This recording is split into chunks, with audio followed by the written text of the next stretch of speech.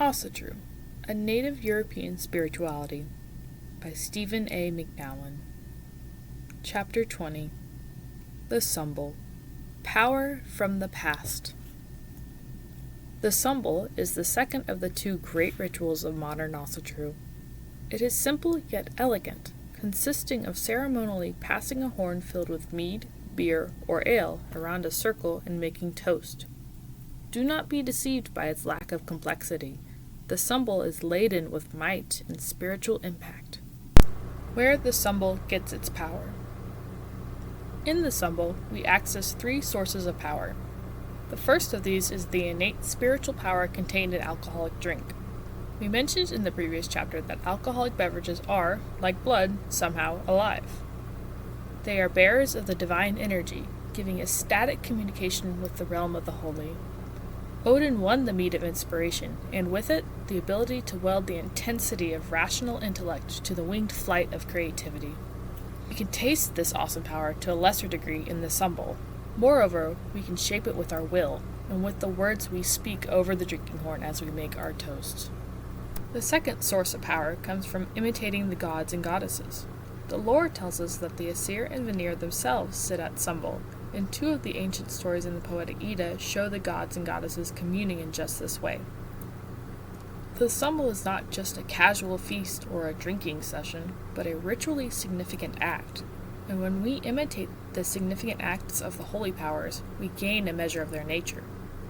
But the greatest power in the Sumbel comes from its ability to reach into the past, summon up the might of the great deeds that lie there, and bring them into the present so that we can benefit from them in the here and now. How does this work? In Chapter 12, we spoke of the Well of Erd. In the mythic lore of the Germanic peoples, this well is a repository for that which has become, in other words, the past. It contains the essence of all deeds which, although in the past, still exert their influence on the present, or that which is becoming. The past sets the stage for this ever-changing slice of time called the present, where we are attempting to work our will in the world. Consider, for a moment, the great feats of our heroes long ago. Wouldn't it be wonderful if we could call upon the power that made those glorious accomplishments possible? Couldn't we benefit immensely by summoning up the courage, persistence, honor, skill, and other traits of the ancestors who placed these great attainments into Erd's well? Armed with this spiritual essence, we could apply it in our own lives and overcome all the obstacles that confront us. We could live more successfully, more prosperously, more fully. But how can we figuratively dip into Erd's well and partake of the magical fluid? How can we use the power from the past to help us in the here and now? An outline of the Sumbel. The word Sumbel is an anglicized version of the terms used in elder tongues of our people. It is called Sumbel in Old Norse, Sumbal in Old High German, and Symbol in Old English. Whatever the language, its original meaning can be traced to sum, or coming together, and ol, or ale.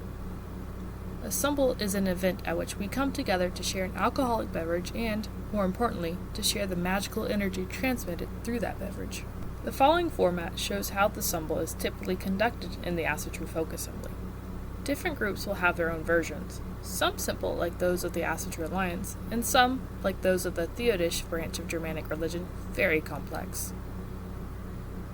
Preparation. Historically, Sumbels took place inside a chieftain's hall. This enclosed space was, of course, protected from the weather and from enemies, but it was also protection against the unknown. The hospitable fires of the hearth, the familiar settings of tables and benches, shields on the wall, weapons at hand, the comfort of food and drink, and the pleasure of laughter among men and women one knows and loves. These things are powerful and good. They constitute the inner garth, the comfortable realm of human society and order. Outside the hall, in the dark and cold, was the unknown. Wild beasts and monsters lurked in the forest and the fence, prowling about, seeking advantage to strike at the world of men and women. This was the Utengarth, the lawless area outside the walls, fences, and sentries. The sense of order within the Innergarth, or rightness, is emphasized in the preparation for the Sumbel. The room should be neat, tidy, and uncluttered. The participants should be seated in a meaningful sequence. The hosts and hostesses, along with the guest of honor, sit at a head table. Other especially significant individuals might be groups nearby. In ancient times, this might have been proven heroes or honored members of the war band. The others present fill the remaining benches. By imposing order on chaos, we imitate the gods themselves in their role as the regulators who set into place the fundamental constants of the universe. Another key task is the preparation of the drink, typically mead, but possibly ale or beer. Words are spoken over it by the hostess, perhaps with the assistance of one or more chosen women. Men are not present during this traditional women's magic. The sacred drink is poured, blessed, and given to the assembled people by women, not because women are servants, but because they are in some ways closer to the divine than their male counterparts. Opening. When all are seated, the hostess carries a horn of mead to the host, and ceremonially hands it to him, while speaking formulaic words urging him to protect those assembled, in the old days the clan or war band or tribe, to further their prosperity, and to speak wise words over the horn. The formula intoned by the hostess might be something to the effect of, "Take this horn, leader the host, and speak good words over it. Be steel friend and gold friend to the folk. Bring us weal and wisdom. Let the gods and the ancestors be with us this night." He takes the horn and vows to do so, echoing her language. "I will speak good words over the horn, and will be steel friend and gold friend to the folk. I will bring us weal and wisdom. The gods and the ancestors will be with us this night." The host raises the horn and makes the first toast. Traditionally, it is to Odin, master of the mead and of inspiration, father of the gods and of the northern folk.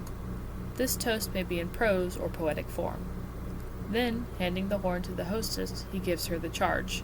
"Give them the gifts of the holy powers." She hands the horn to each person in turn, moving clockwise around the group. The recipient raises the horn to one of our gods and goddesses. Their toast may be as simple as "Hail Thor," or as fancy as a poem prepared for the event, honoring Freya or another deity.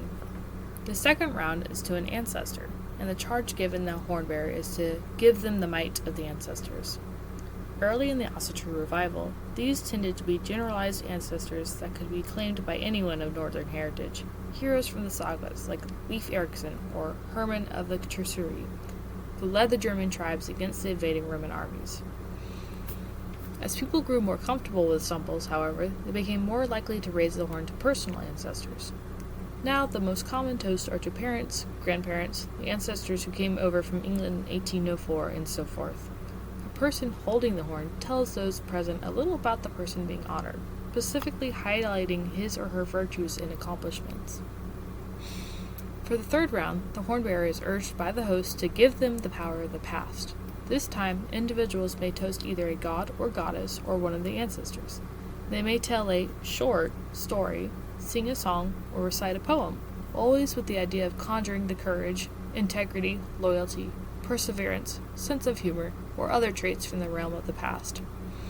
The third round is also the time to make a boast of some deed accomplished, a test passed, a book written, an athletic feat realized, a victory in life's battles.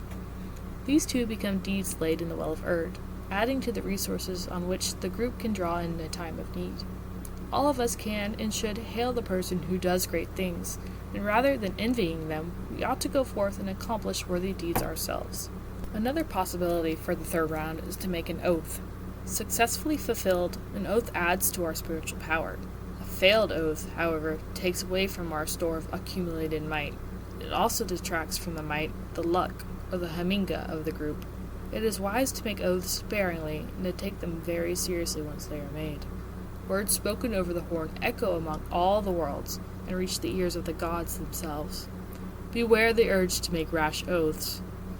Finally, gifts may be given during the Sumbel.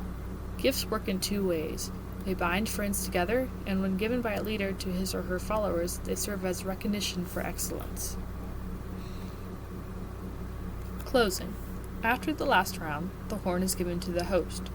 He will make appropriate comments to formally conclude the Sumbel, and any mead remaining in the horn will be poured out for the gods, with a share usually being given to the spirits of the land.